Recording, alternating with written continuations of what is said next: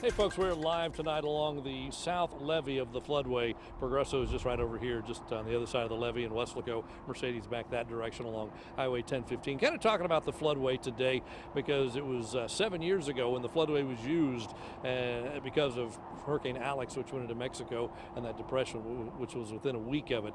Look at our map of the floodway. Kind of shows you. It begins at Ansel Dewis Park. That's the head of the floodway. Then the water works its way eastward all the way to right here where we're standing. That's where you see that big turn to the north. And while the main floodway, the north floodway, turns north from here, a piece of that actually becomes the Arroyo Colorado. Right on that bend, right on that elbow, there's a piece that actually goes straight, and that's the beginning of the Arroyo Colorado. So when you start to see water flow along that blue line, that's when you've got water going into the Arroyo from the floodway. But in order for that to happen, there has to already be quite a bit of water in the floodway.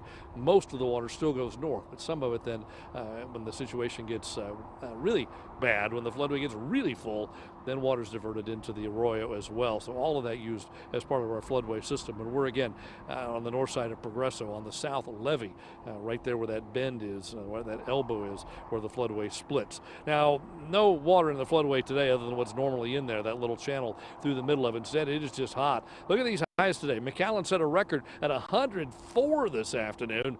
Weslaco made it to 100. It was 99 in Harlingen. Brownsville at 95. McAllen was the only record at 104, but boy, oh boy, was it a hot one across the valley once again.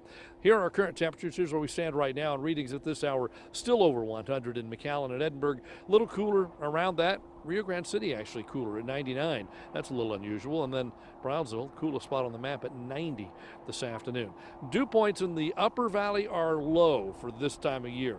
60s for the most part. Eastern Valley, the typical 70. So we'll put the average on the Muggy meter of 70. But if you're west of, if you're in Hidalgo County or Stark County, your dew point's lower than that, so it's a little less humid. If you're closer to the coast, your dew point's higher than that, so it's a little more humid if you're in Cameron or Willacy counties, but still a little dry air mixing down from up above today, helping to make it at least a little more comfortable in the western half of the valley. Here's your satellite and radar. There's nothing on there. It's very, very quiet today, and I think the whole weekend's going to be just like this. We expect pretty much nothing. In fact, if we look at our rain chances, or you look at SatRad rather, and you'll see that tomorrow it's mostly sunny and hot. We go forward and it stays mostly sunny and hot on Sunday. It's not until Monday that we start to see at least the possibility of a shower in the area. It's not a big chance on Monday, but you start to see moisture show up, and that's a sign of the door starting to swing open for rain chances for next week, and that starts on Monday. So your rain chances look like this.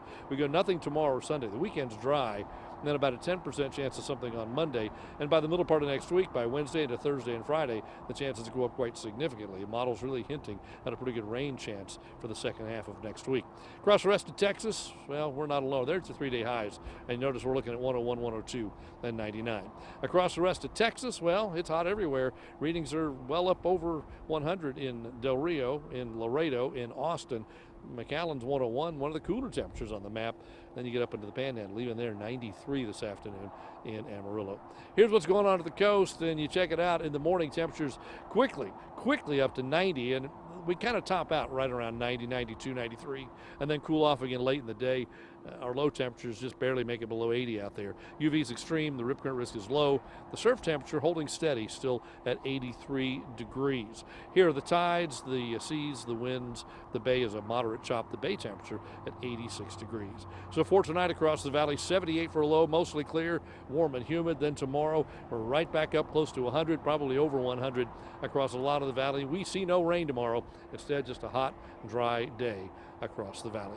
Here's your 7-day forecast then. We keep temperatures above 100 for a couple of days, and then look at next week. We bring that shower chance in, and by Thursday and Friday, a pretty good shot at some showers, maybe even a thunderstorm around the area. So we're going to shift the pattern, really going to get into quite an unusual pattern for late July and early August next week, one that favors a slight cool down. You see a couple of degrees, but also favors the chance for some showers and some thunderstorms. That's your First Warn 5 forecast live from the levee just north of Progresso. Tim Smith, Channel 5 News at 6.